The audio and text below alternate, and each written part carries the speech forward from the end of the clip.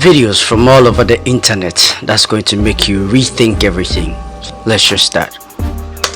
What's something you'll get a lot of hate for if you say it out loud? Dating a woman that can't control her mouth when she's angry is the same as dating a man who can't control his hands when he's angry. It's just a different form of abuse. If my wife has a child outside of the marriage and now we are getting a divorce, am I still legally responsible for the child that is not biologically my child? The simple answer to that question is yes. Why? Because it's crazy. Why? If your wife has a child while you are married, you are considered the legal father. Hi, man, marriage is crazy this year, these days. Stage 2 cancer. What happened? And I made a video on this app talking about smoking and drinking and the consequences that it can have with smoking and drinking. I don't want them to have cancer like me. And I'm just really upset because that video has been up for 2 months and it's helped a lot of people from what I've known. It's helped a lot of people put down their vapes and their drinking. And vape is poisonous. And I'm just so sad about it because TikTok, after 2 months, they said that it's violating community guidelines, so they took down the video. And I'm just sad about it because it was like helping people. And it was saving their lives of trying to become better. You can do it elsewhere. And TikTok says it's violating community guidelines. But they literally put it back up yesterday and then banned it again today. So it literally makes no sense, but it just breaks my heart because I just want to help people. And like, people just want to like ban my stuff when I just truly want to help people. That's all I want to do. I don't want to have cancer like me. I don't. And that's the whole reason why I was crying to people because I didn't know how it... I seen your man out earlier with another female. Gave her the whole rundown. She goes, "Oh girl, that wasn't my man. That was probably somebody who looked like him or something, but my man is OT." I'm like, "No girl, that was very much so your man. Like, I'm telling you, it was your man." She goes, "Alright, hold on." She ends up hanging up. She calls me back 7 minutes later. She goes, "Yeah, like I said, my man is downtown like I said, my man is out of town. He's not here." I'm like, "Girl, I just told you." I said, "You know what? You're right. I see where this is going. Never mind." She goes, "Yeah, and matter of fact, I think we should just delete each other's numbers." Yeah, right. I said, "Oh, okay, no problem." She goes, "Yeah." Why do you have to go rant like into another person? Jealous of what I got. It's crazy. Since you're single and all, and you're not in a happy relationship. I said, "Excuse me?" She goes, "Yeah, you probably want my man. That's why you probably making this up. Anyways, that's what he thinks." And I think I kind of agree with him. Have him. Enjoy him. 10 minutes later, after that, I get a comment on one of my Instagram pictures, LOL. I want you to guess who that was. After I got off the phone with her, 10 minutes later, I get a comment, LOL. Yo, I'm not even going to say anything because it's pointless, but he's a different breed. And I feel bad for her. It's a cycle. In China, if you're a woman, single, and over 30, you are called 剩女, which means leftover woman in Mandarin. In Cantonese, you are called 羅底橙, 賣剩蔗, and 攝做辣, which means orange at the bottom of the basket, the sugar cane that didn't get sold, and the thing used for filling the gap of the stove. Chinese but is if you're rude, a man, man. single, and over 30, you are called 钻石王老五, which means a diamond bachelor Yeah, in right. Mandarin. Yeah, in right. Cantonese, you're called 笋盤, which means quality Real estate. You slept Yeah, with my best right. friend when you were pregnant Best with my friend? first son. But trying to keep a father in the home and not have it broke up like everything We else wasn't is in together America. then, though. I stayed there and I together. stumped it, digested it, and I just tried to look at the bigger picture. And you still kept going. You still kept Don't just going. make it seem like it's me though. Oh, I know I got bad. I can take it all in. A old friend of yours that wasn't really a best friend, somebody we used to all You work just together. wasn't my woman. And I kindly realized that over time, trying to make something happen that wasn't ever gonna happen. You wasn't my woman to begin with. Because you wasn't my man. You was doing you, and I'm gonna do But I've been me. here I'm not about to 16 sit years. around I've been being here sad for 16 no years, man. though. But I've been Sorry. here 16 years, Okay. constantly. 16 years? Constantly, on and off. Yeah. Constantly. And Consistent. lately, you haven't. Okay. Do you think the twins are his? I wanted to be.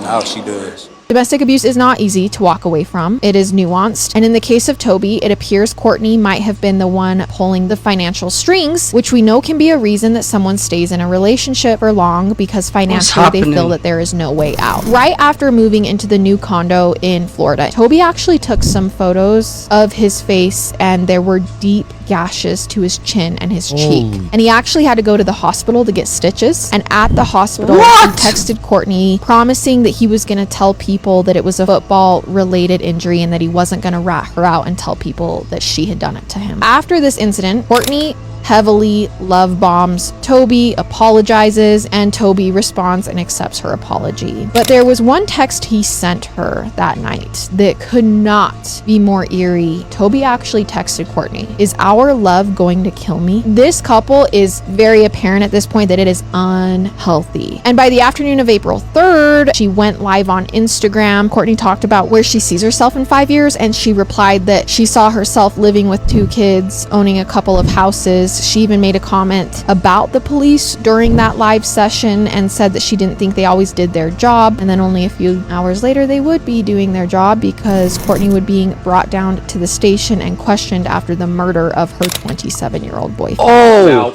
the first thing I would say is do not become predictable. If you become predictable, then your aggressors or your assassin can plan accordingly. So the first thing I always say to principals who are at possible risk will be make yourself unpredictable. Leave by a separate entrance from the hotel.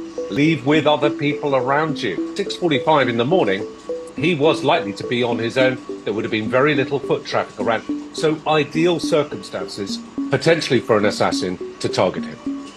If a woman truly values, respects, and adores you, she's going to show it through her words and actions. She lets you complete a thought without her interrupting. Green flag. She expects you to read her mind and never shares exactly what her wants and desires are. Red flag. She tells you thank you for all of the small things, like opening the car door or checking on her just to see how she is doing. Green flag.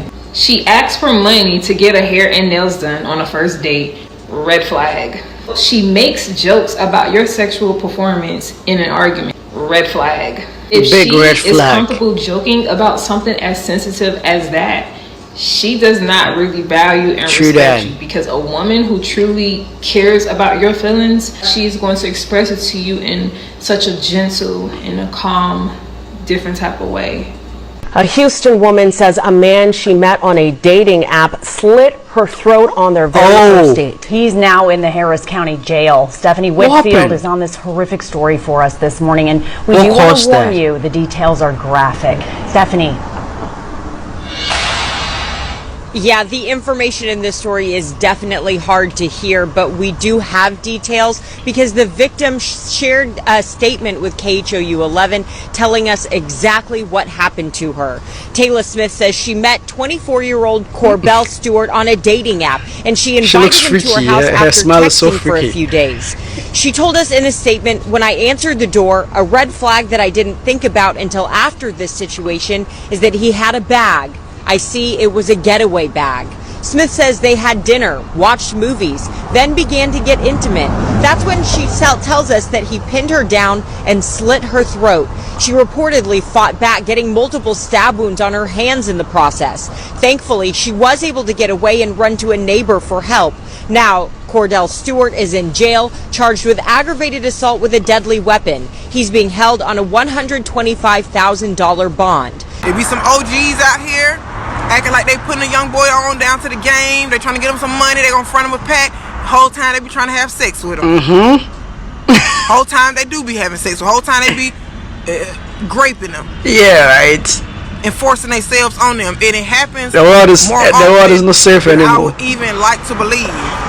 But from going state to state, working with children, especially in the hood, not safe. Being a peer counselor, and things of that nature, I've heard the story way too many times, and I figured I should just speak out on it because men are not finding it that easy to speak out on. Who really, I mean, none of us really want to talk about the abuse and us being preyed on and things of that nature, but I noticed it's even harder for men to do it.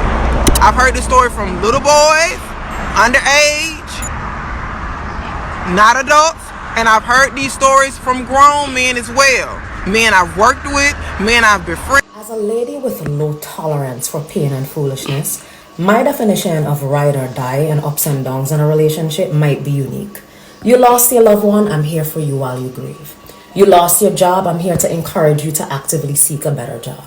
We started a business venture, we're practicing delayed gratification. You're sick, I'm rubbing down your chest with Vicks Vapor Rub, steeping some bitter herbs for you to drink, sapping your head with oil and tying it up with a cloth. That's ride or die, that's holding you down. Not sitting here while you incessantly bring disgrace and shame to my name. Not sitting here while you gallivant the street. Not staying with you while you emotionally and physically harm me.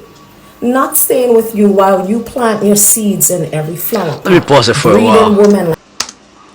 I read from, I think I saw a video on yesterday on YouTube about somebody saying date your vibration, not your type. Sometimes when you date your type, it's crazy, man, but when you date your vibration, you know, everything elevates nicely and gently upwards. But when you date your type, man, some people might, you know, be your type, but then mentally or emotionally they are very, very, you know, low or childish. So you have to date your vibration, not your type. A little advice. Let's just continue. Like cattle on an Amish farm, absolutely not. In some cousins, I am resilient, but stress, strife, struggle, strong, not for me. So apparently there's a little bit of confusion with my video, so let me break it down slowly for y'all slow bitches. When I get up here and talk about what niggas deserve and what they need and how y'all need to treat y'all niggas better, I think that y'all slow bitches think that I'm talking about y'all baby fathers. I'm not talking about them dirty toxic niggas. I'm talking about the good niggas out there. I'm talking about the niggas y'all actually dubbed for y'all bum ass baby fathers. Now y'all want them back. We're not talking about your baby father who got shit stains in his drawers from 3 days ago. He on Indeed for 2 minutes because he got ADHD. He can't even pick a fucking job real quick. He had to go back to Instagram to talk to 5 bitches knowing he ain't got no money in his pocket. Your baby father who carried 2 Lucy's in his back pocket, forgot they was there, sat down, broke it. Now he has no emotional stability. He's in your house punching walls and your doors and windows and shit. We're not talking about him. So y'all getting on my comments on my page getting so defensive, thinking I'm talking about your bum ass. I'm not talking about them. Y'all so used to toxic shit that y'all don't understand. I don't deal with toxic shit. I don't speak about things I don't know. Therefore, y'all shouldn't be getting on my comments because y'all don't know what a good man is because y'all never had one. Your grandmother didn't have one. Your mother didn't have one. And you following right in their footsteps, bitch. His mother used a photo of her deceased daughter to catfish the men responsible for her daughter's unaliving. Back in 2006, Crystal Thibault was riding in a car with her boyfriend and brother when suddenly a car whipped around in front of them. A hooded figure stepped out of the car brandishing a weapon. Within minutes, shots were fired and Crystal was struck in the head. Unfortunately, she passed away after 2 days in the hospital. Crystal's mother, Belinda, had been driving just ahead of them and she witnessed everything. The only clue investigators had to go off was that the suspect was driving a white Ford Expedition. But another clue that's heard around the neighborhood is that the shooter was part of a gang called the 5150. So, with the help of her niece, Crystal's mother, Belinda, makes a fake MySpace profile in hopes of getting the members of this gang to talk. But after a failed attempt of using a random picture from a Google search, they decide to use a picture of Crystal herself. They gave this fake profile the name Angel and quickly caught the attention of a user that went by Jokes. But Jokes, aka William Sotelo, began to fall in love with Crystal's catfish profile. And when he invites her out on a date, she accepts and asks which car she can expect him to pick her up in. And this is when the puzzle pieces start falling together because Jokes tells her to keep her eye out for a white Ford Expedition. Now, William Sotelo hadn't been the one that unalived Crystal. He was the one that was driving the car that night. But getting him to talk was key to solving. You marry a woman that's been with 10 different men, that's a lot of imprinting. Because for a woman, sex changes your DNA. It changes it. It alters it. This is biologically proven. So you're being imprinted. I would rather be imprinted by the man that I'm marrying and not engage in sort of like a psychological, biological, spiritual orgy. Because now, you know, a lot of times you wonder why relationships are not working, because they're comparing you with other lovers. And because everything happens at a psychological, subconscious level, sometimes people are not able to access why they treat you or respond to you in a certain way when the response is coming from all of these other experiences that they've had. Y'all heard? There's some real facts, man. Real facts. And I hope you learned something great from these videos. And you enjoyed it as well. Right? So here we've come to the end of the video. Don't forget to like, comment and subscribe, and also share with your friends. And also click on the notification bell icon so that any video that I post, you will be the first to get it. Adios amigos. I got you guys in my next video. Bye.